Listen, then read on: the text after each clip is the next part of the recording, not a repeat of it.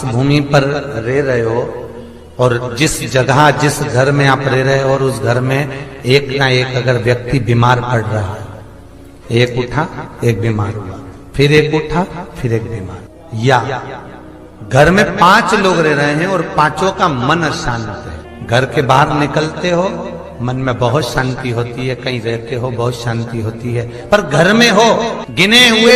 एक घर में बूढ़े माँ बाप हैं, एक बेटा बहू है और उनका एक लड़का है, गिने चुने 5-6 लोग घर में रह रहे हैं। पहले जैसा तो कुटुंब भी नहीं है साहब कि 8-8, 10-10 लोगों का परिवार होता था, 15-15, 20-20 लोग, इतने कम लोग घर में रह रहे हैं। उसके बाद भी यदि आपके यहाँ अशांति है, उसके बाद भी अब क्या यदि कोई ना कोई बीमार पड़ रहा है, कुछ ना कुछ कष्ट है,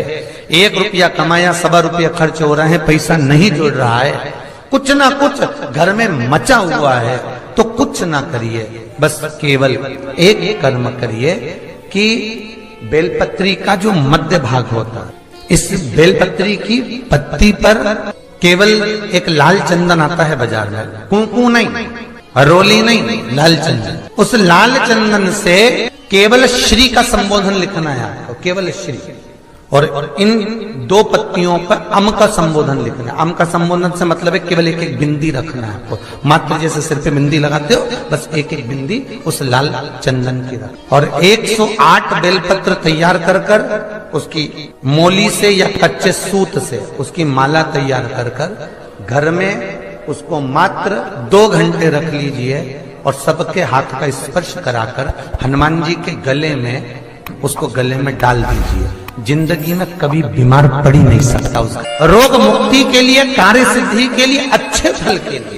ये जो घर में क्लेश मचा रहता है, कभी बहू नहीं सुन रही, कभी सास नहीं सुन रही, कभी बेटा नहीं सुन रहा, कभी पिता नहीं सुन रहा, कभी जरा सी बात में क्लेश जो उत्पन्न होता है, शिव पुराण कहती है, शंकर की कथा कहती है, शंकर का अनुमोदन कर रहा है, और स्कंद पुराण का 3रा अंश कह रहा है कि बेलपत्र जो हम समर्पित करते हैं महाराज, उसका सुख ही, शंकर दुख को काटने, दुख का शमन करने। 3 जगह पर अगर कोई बीमारी ऐसी हो गई कि वो समाप्त नहीं हो रही, बड़ी बड़ी तकलीफ, मतलब एक बार दवाई अगर चालू हो गई तो दवाई बंद ही नहीं हो रही है, तो उसके लिए आपको 3 जगह पर जल चढ़ाना प्रारंभ कर दो, मात्र 1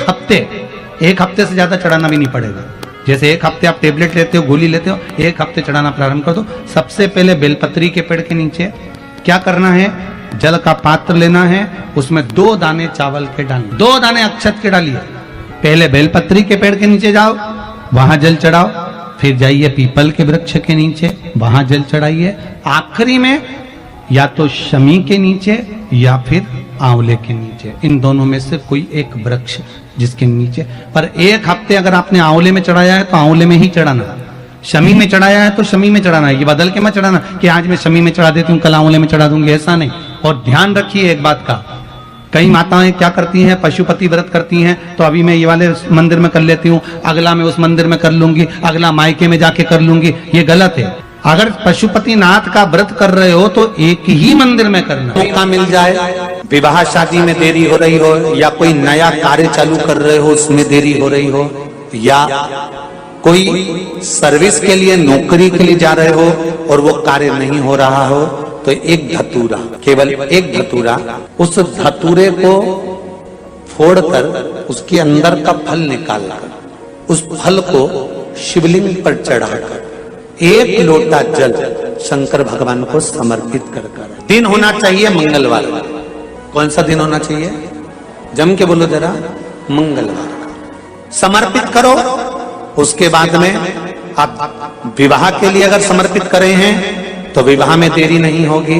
व्यवसाय और व्यापार के लिए या नौकरी के लिए समर्पित करे हैं तो उसमें देरी नहीं होगी। एक बहुत कष्टमय जीवन चल रहा है, हार गए हर जगह से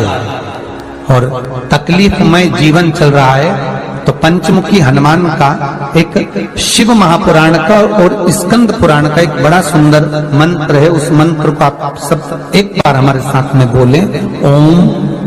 नमो हनुमते रुद्र अवताराय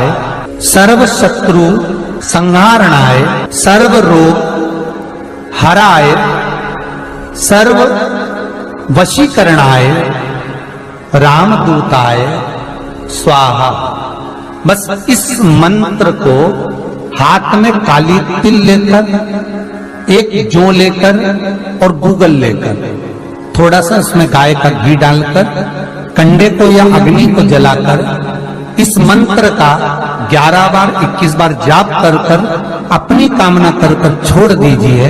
कैसा भी रोग हो, बीमारी हो, कष्ट हो, दुख हो, तकलीफ हो, 21 दिन के अंदर वो आनंद आना प्रारंभ कर देता है। इस मंत्र,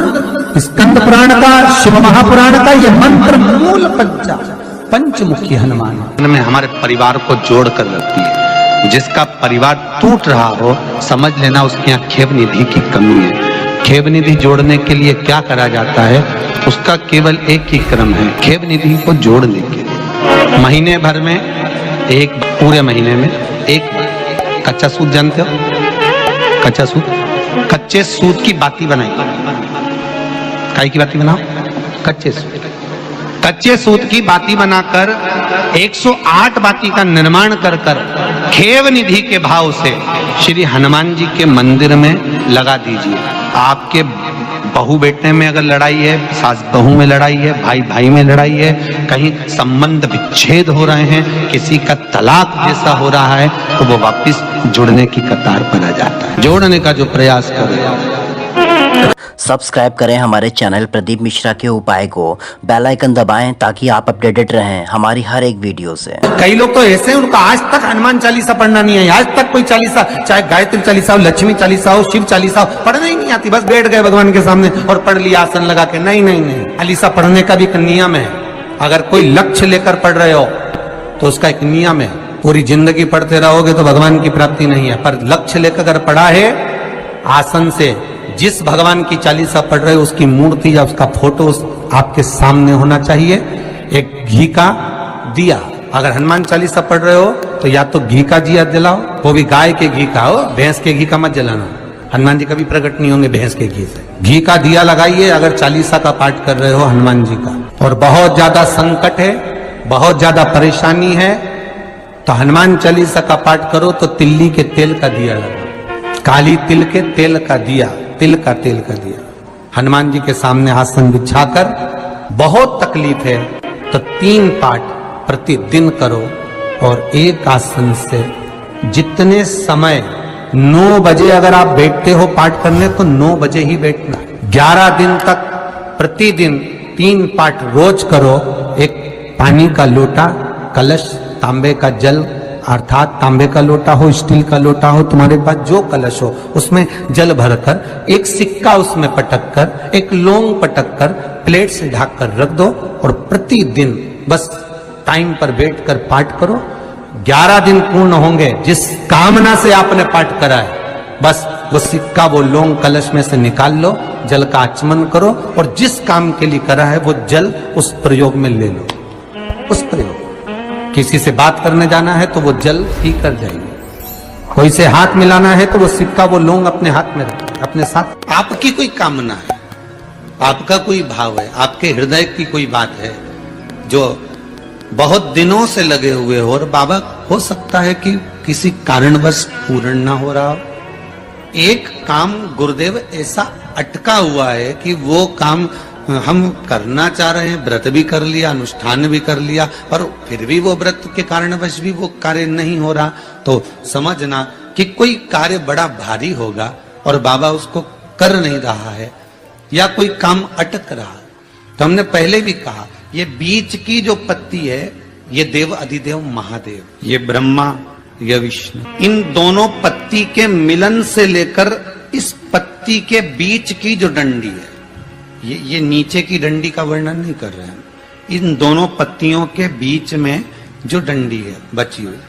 जो तीनों के बीच में एक डंडी का जो भाव है, ये माता जगत जननी जगदम्बा माता पार्वती। इस डंडी के नीचे का जितना भाग है ये 33 कोटि देवताओं को दर्शाता। पिछले वर्ष की श्रावण की कथा यदि आप निकालेंगे और उसको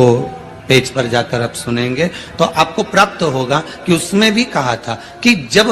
आप पशुपति व्रत कर रहे हो या कोई नियम धारण कर रहे हो या कोई आपने नियम उठा रखा है और वो कार्य आपका हो ही नहीं रहा, आपने 2 बार पशुपति व्रत कर लिए, आपने ये कर लिया, आपने प्रदोष कर लिया, आपने सोमवार कर लिया, आपने सारे अनुष्ठान कर लिए, बहुत सारे उपाय भी करे तो भी नहीं हो रहा है, तो इस बीच वाली पत्ती पर शहद लगाकर बाबा का जो शिवलिंग है उस शिवलिंग को इसको छुआ दीजिए या उससे चिपका दीजिए और उस पर अपनी हथेली रखकर कामना कर कर वापिस घर को आ जाइए।